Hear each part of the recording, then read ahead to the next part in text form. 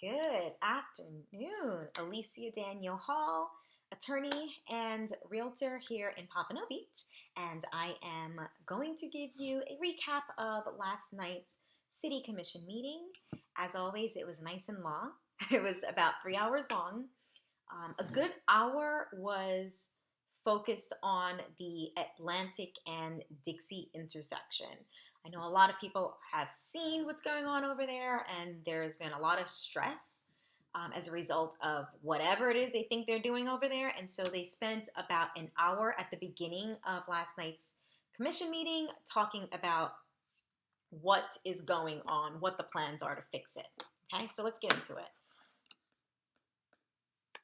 Okay, so Paul Kissinger. Now, he is the gentleman who's been heavily involved with the expansion and that whole project over on Atlantic. And so what he did last night was he actually started the conversation by talking about where we've come as far as having a downtown in Pompano Beach. And also he posted some photos of where we are going. So, you know, what the whole streetscape is going to look like once all is said and done. I have to admit, I was very impressed with the renderings, but of course, you can make anything look great in pictures. The renderings of what they are planning on doing, it looks great, but as someone mentioned, you can't take away lanes from a major road and at the same time have plans to add more buildings, hotels, office buildings, and more residential buildings if you're taking away driving lanes. So it's kind of counterproductive.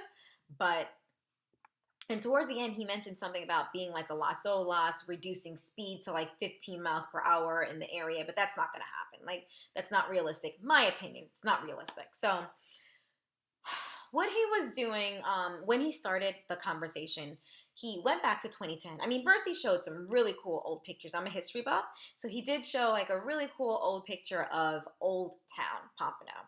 And then he moved it forward to more modern times and 2010 when they really started focusing on developing the downtown area.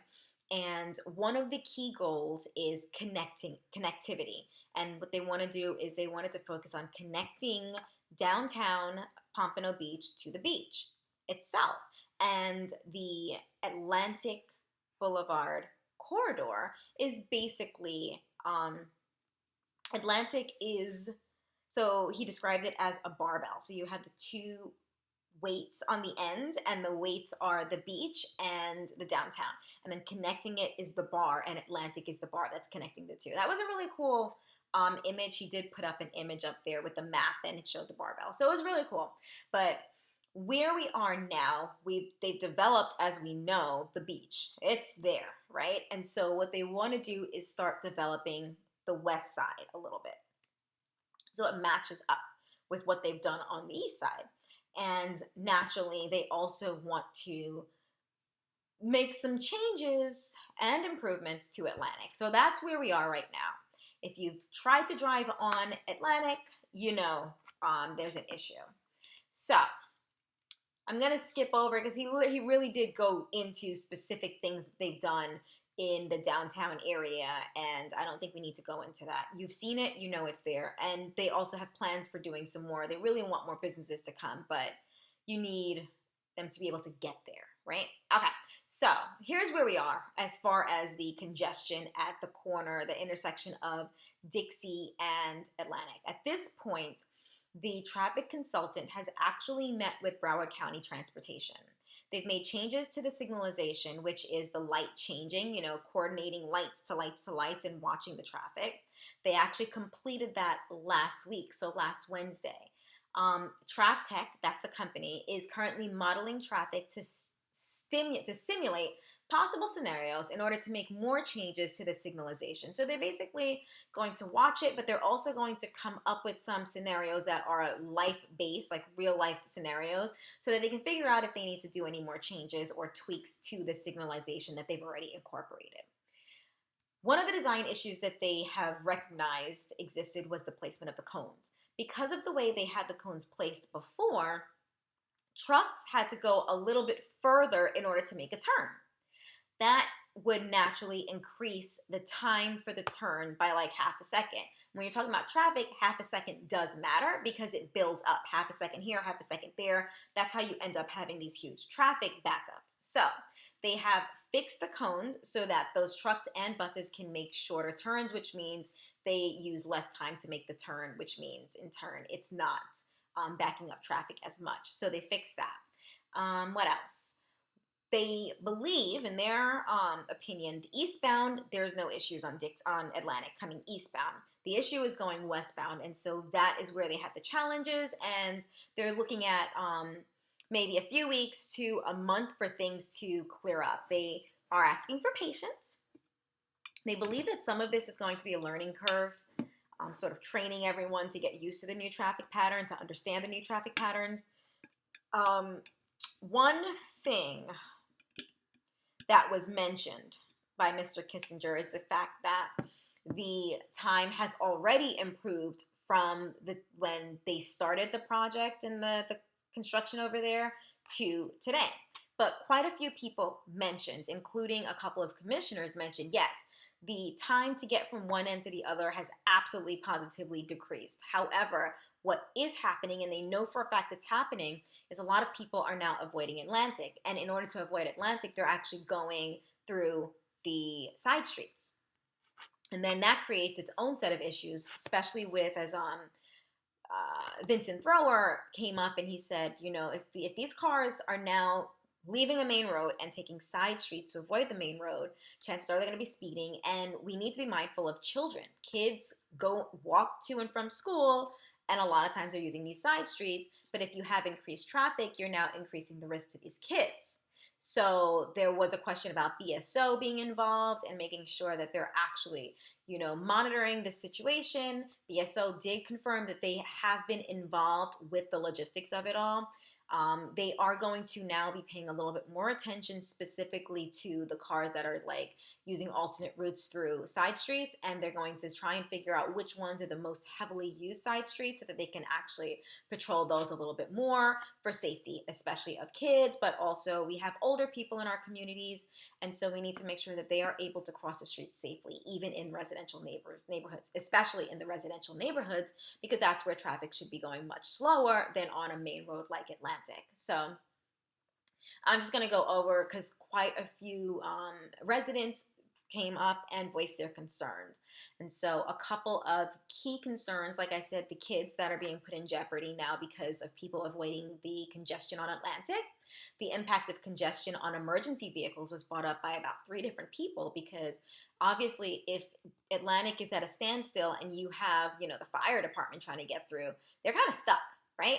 So that's a problem. You know, that's potentially someone's house on fire, right? That's someone's Nana not getting the emergency care that she's called for, that you've called for. So it's a problem. And then there was the question about future construction and development in the area. You know, is it really smart to be removing lanes right now when your goal is to actually add humans through, you know, residences and more businesses, you know, if you're going to be at a hotel, so you're literally adding more humans, more cars, but taking away lanes, driving lanes, which doesn't really make sense. There is going to be a new bike lane, but it's going to be a safer bike lane. It's not going to be the ones that you're used to seeing, which make absolutely no sense. The bike lanes where it's literally a bike lane on the street. Instead, what they want to do is expand the sidewalk so that there'll be a sidewalk for walking and a bike lane. Almost like what you see on like the boardwalks sometimes. So it's safer for bikers, but the question just becomes, do we really need it? Like, how many people are actually going to be riding their bikes doing that route? That's really, I mean, you're taking away an entire lane for bikers that may not exist. Awesome. And then as someone said, okay, great. So you have this bike lane, but we could be, with the development that's proposed and planned, we could be setting ourselves up for like in 20 years having to dig the road up again to remove the big bike lane to add a driving lane. So does it make sense to even do it? There might be a smarter way. A lot of people were referring to what is the plan B if this current plan doesn't work out. And then, oh, that's the next thing. What is your plan B if the traffic tweaking and strategies aren't enough to improve the traffic situation at this intersection? That was a question that a few of the commissioners and residents asked. And so they are going to be looking into a plan B because obviously it's needed. And so that's it. And again, the overarching goal of the current construction that you're seeing out there is their main goal is they want to see the kind of revitalization and redevelopment that we've seen out on the beach. They want to see that out west. In the downtown area, it makes sense. We want to be cohesive. We want to be a modern city. And so we have to improve, we have to build, and we have to modernize. But, we also have to do it in a way that makes sense. And it needs to make sense to us, the residents, because this is our home, right? So that's where we are on that. Basically, sit tight. He said a month, but I think realistically it's going to be 2 months, honestly. Okay. And that was pretty much it. It was really more of this is where we're coming from and this is where we are right now conversation with an opportunity for people to be heard on the issue.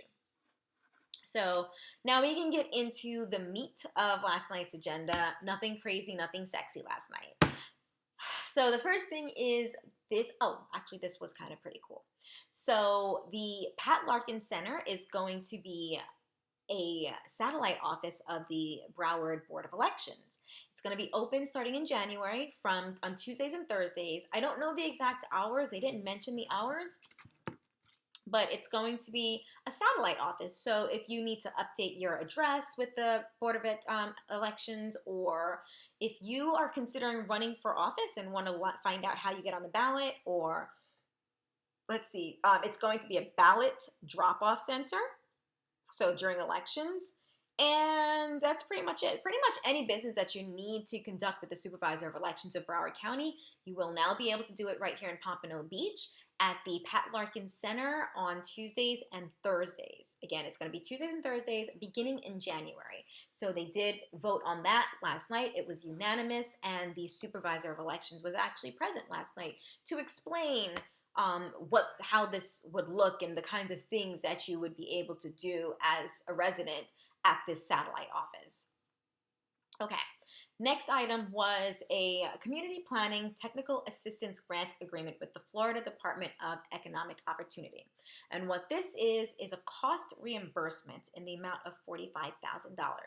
And this portion of the plan covers consultant fees.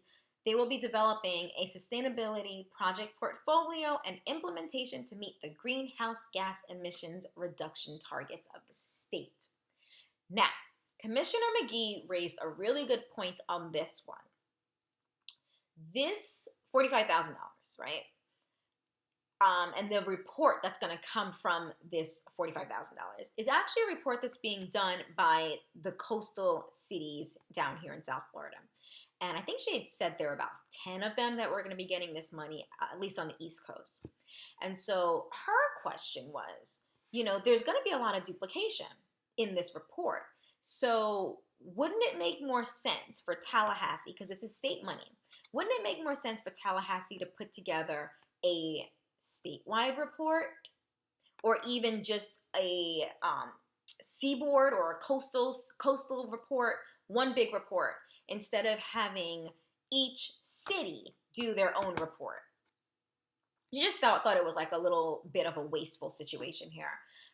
But someone was there, Max Weemus, and he is the individual in Pompano Beach who is pretty much overseeing this whole project.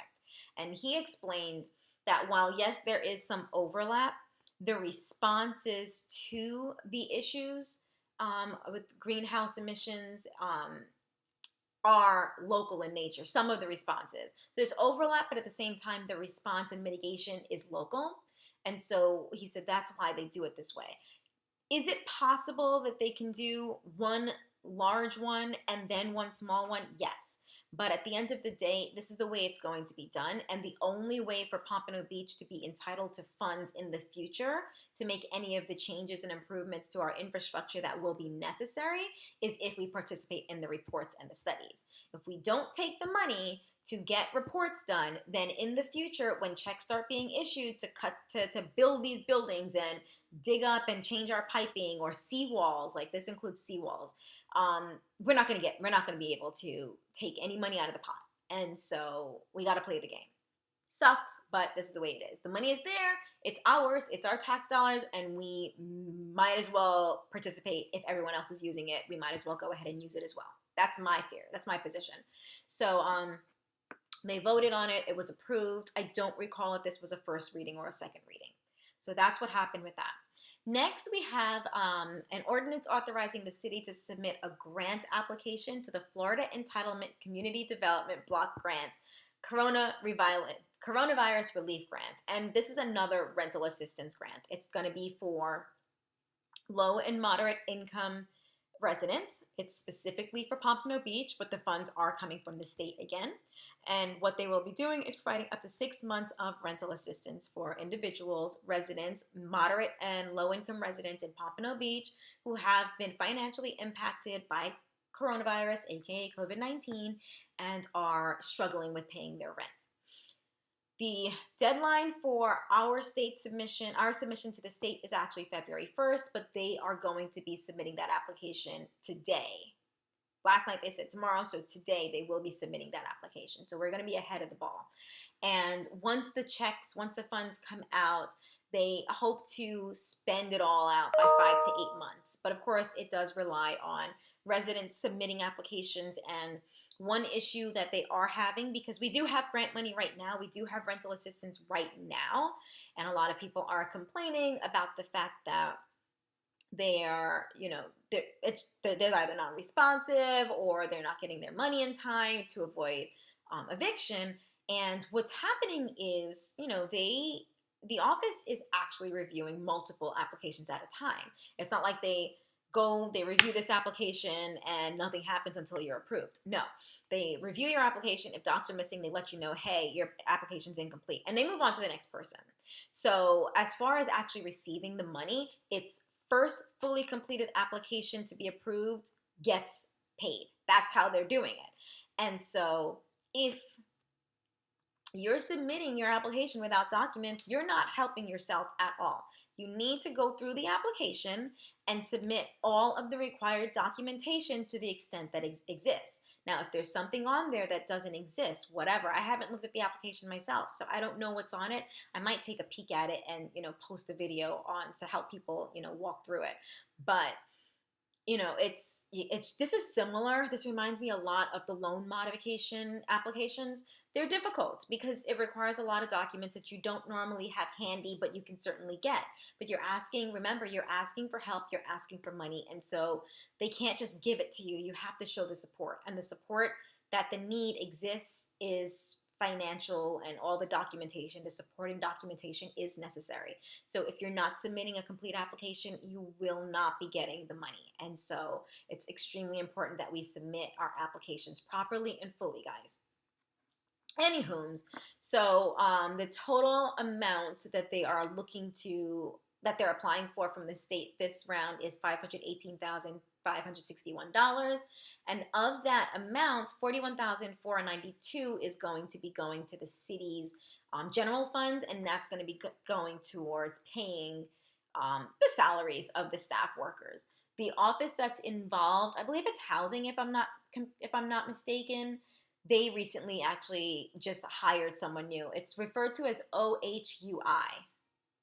That's the Office of Housing. Okay, and the phone number, if you do have a need for housing assistance, their phone number is 954-786-4659. Again, 954-786-4659, and that's their front desk, and they'll be able to provide you with information. I will also include the link so that you can just go to the website and download the application as well. But that phone number is there. Yeah, that's their help desk. If you have questions, call them, guys. The money is there. Okay. The COVID vaccine incentive program actually ends at the end of this month. Today is the 27th, so a couple days, guys. So if you haven't gotten your COVID vaccine and you're a Pompano Beach resident, please go ahead and get it. Our numbers are pretty good as far as our vaccine count, the total percentage. We're pretty good here in Pompano, But please go ahead. If you haven't been vaccinated, please do so. And remember, the city is offering a Visa gift card. I believe it's $200 if I'm not mistaken. And it's a Visa gift card just for getting your vaccine. Also, remember, boosters are available. The Pfizer boosters are available at Publix. And if you need the Johnson & Johnson booster, it was approved over the weekend. The Johnson & Johnson booster does not have any restrictions, so no age restrictions, no health restrictions. If you need the J&J, they do have it at MD now. Remember, it is free to get a COVID vaccine and booster. If you don't have insurance, then it's paid for by the federal government. If you do have insurance, I guess the insurance companies have arrangements with these different companies because they're not charging you. So money should not be a reason to not get a COVID vaccine or a COVID booster. Okay. And then, so the location of Bobby Rubino's that is now gone, it's going to be replaced with a chicken spot. The name of the chicken spot is Raising Cane. I've never eaten it. I didn't know it was a chicken spot. Someone mentioned it last night. I forget who. I think the city manager had told us what it was. Anyways, they are going to be demolishing Bobby Rubino's, the current structure, and building a new building at that intersection. And that was approved last night. The next thing is, actually, it's an administrative mechanism that they had to do. There is $8,790,346 from the 2021 fiscal year that was unused, and so they voted to move that money forward to the 2022 fiscal year. I mean, we got to spend our money. It's ours, right? They also amended the zoning code to expand the authorized areas for locations of pools on residential property and to provide standards for fencing that is provided as a part of a permitted residential pool, spa, or hot tub. So it's all residential pooling stuff and the fencing that's required. They made some changes to that last night, to the ordinance. Then two more items. Correcting errors on the future land use plans by modifying. So what happened was they looked at the land use plans for the future and realized that there was an error. There was a discrepancy for about 18 different lots in Pompano. And the discrepancy was between our map, the city map, and the county map. And they always need to be matching. You just have to have matching maps, right? As a real estate attorney, I understand why it's important to have matching maps. And what was wrong was the uses, the permitted uses. And basically what happened was the line was in the wrong section. They had to move it by one lot, like east or west, one lot, something like that, right? So it impacted 18 lots total. The lots are located east of and along Northwest 31st Avenue. And the purpose of the ordinance is to provide documentation of the error as well as the correction of the error. So that was approved last night. I lied when I said two more things. Next, we have a parking license agreement with GNC Platinum 50 LLC for use of a parking lot located at 50 Northeast 26th Avenue. I do want to very quickly digress a bit. In Pompano Beach, residents are entitled to a parking permit, okay? You can purchase your parking permit. Hold on. I pulled up the website before I came on.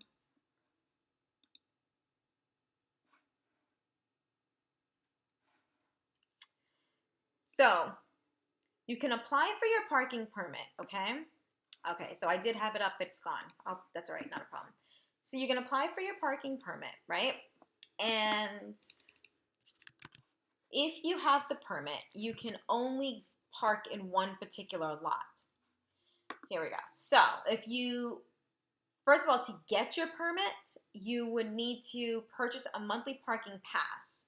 And you visit the parking office. They're located at 3460 Northeast 3rd Street. Their phone number is 954-786-5580.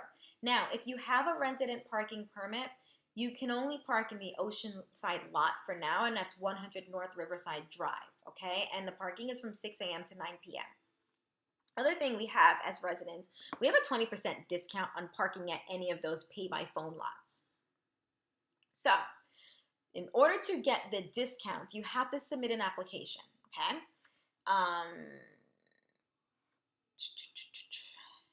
You can get the discount by visiting the Pompano Beach Pier Garage office. Again, that's 3460 Northeast 3rd Street. And you register for the discounted resident rate, and you have to provide them with proof of residency. Now, if you don't want to go there, you can also download the application form and mail in the required proof of residency. Oh, actually, you can do it online. I just clicked on the form. You can actually complete the form online and submit your proof of residency. And for that, they say it's got to be a current utility bill and or lease agreement. And you, of course, you put your license plate number, your vehicle make, model, and year. Now, remember, you only can get this discount if you're using the Pay by Phone app. Okay, so there is that. I'm going to include the link to the website, but it is just, if you Google Pompano Beach parking, it will come up, but it's on the Pompano Beach website and it's specifically in the parking section. But I will include a link here for you so you can get there. And then the last item on the agenda was there's authorization of an agreement with Miller Electric Company to provide preventative maintenance for the cameras that they are putting up all over the city. And these are license plate cameras. They read your license plates.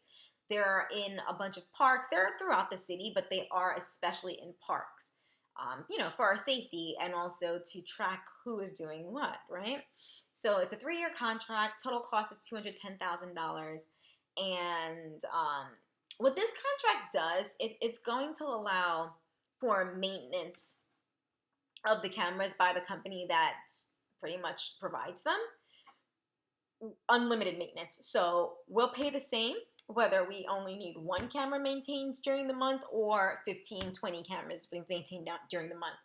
Right now, the process is under the current contract, BSO will reach out to the city and say, hey, the camera here at this intersection needs to be repaired. Do you authorize the repair and for us to call the maintenance people?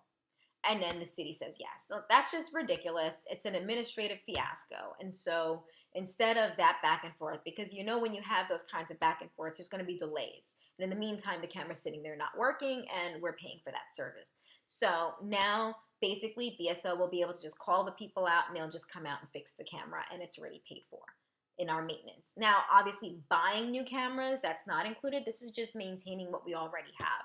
And so that was approved last night.